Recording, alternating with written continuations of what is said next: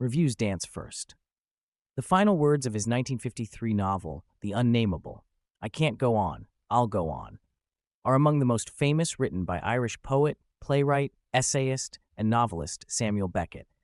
They epitomize both the hopelessness and the senseless resilience of what we'll call the human spirit in an utterly plain and compelling way. They express despair and overturn it. They are, in a sense, exemplary of his larger work. This movie's title, Dance First, derives from his more famous dramatic work, the bleak absurdist comedy Waiting for Godot, a revolutionary work that changed theater forever. "Perhaps he could dance first and think later," says Estragon of Lucky, the slave of the tyrannical Pozzo. Oppression has addled Lucky to the extent that he doesn't quite know how to take that. The conundrums of life are given a rather more conventional depiction in this fictional biographical film, directed by James Marsh, whose reductive work on Stephen Hawking in his 2014 The Theory of Everything doesn't exactly give one hope that he'll do Beckett justice. Shot in black and white, the movie almost giddily partakes in components that Beckett's work abjures. Treacly music by Benoit Vielfond, ingratiating, potentially relatable characters, a linear series of linear mini-narratives of love and loss. Within the parameters it sets for itself, though, the mostly black and white movie is largely watchable, if not wholly easy to swallow. But note this well, this movie doesn't even have enough respect for Beckett's work to give the dance first quote its proper citation. Late in the movie, it's discussed as something he said to a student. That's partially due to the work of Gabriel Byrne, who plays the older Beckett with a clipped intelligence. Beckett famously won the Nobel Prize for Literature in 1969, an event he described as a catastrophe.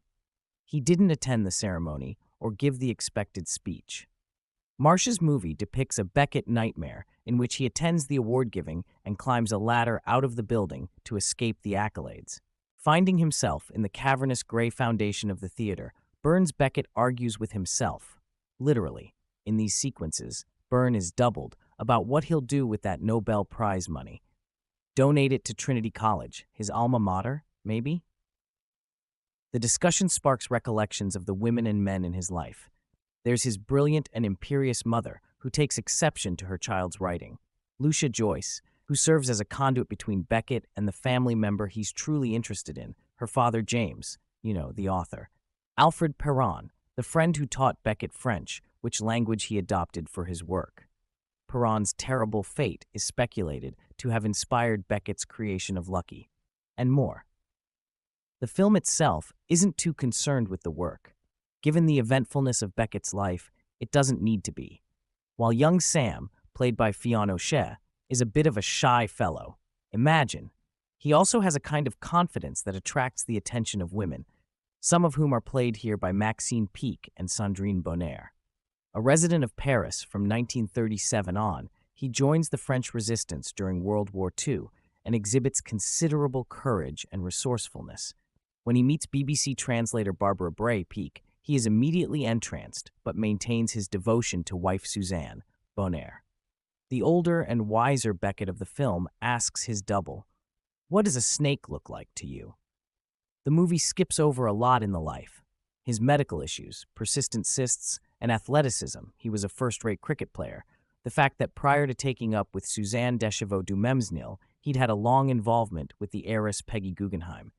And it makes things up, placing him at the Nobel Award ceremony in a non-dream sequence when in fact he didn't go. It frequently seems that what the movie ultimately wants from Samuel Beckett is for him not to have been well. Samuel Beckett.